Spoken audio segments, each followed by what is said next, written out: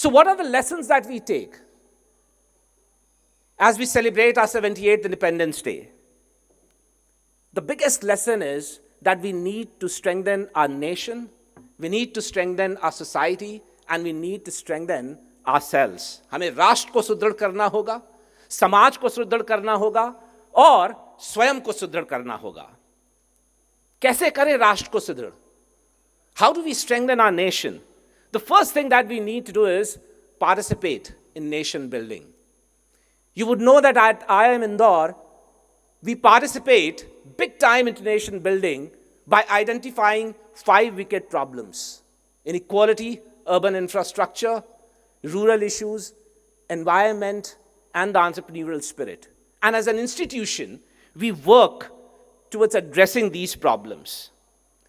The second thing that we need to do is we need to get independence from this colonial mindset that we are not good enough.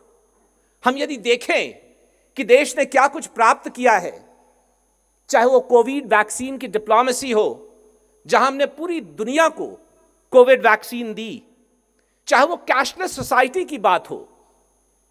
मुझे स्मरण है कि 2017 में किसी ने बोला था कि कैशलेस सोसाइटी, मोबाइल फोन से पेमेंट, वो भी इस देश में कभी भी संभव नहीं है.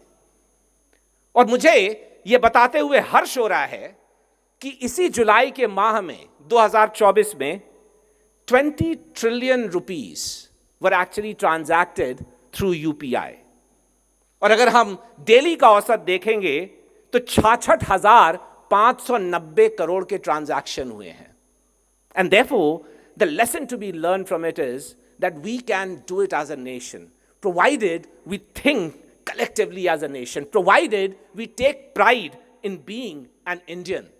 जब हमें इस भारतीयता का गर्व होगा, अपने भारतीय होने पे गर्व होगा, तब हम एक राष्ट्र की तरह ऊपर उठते जाएंगे और उन ऊंचाइयों की तरफ बढ़ जाएंगे जहां पे हमें होना चाहिए.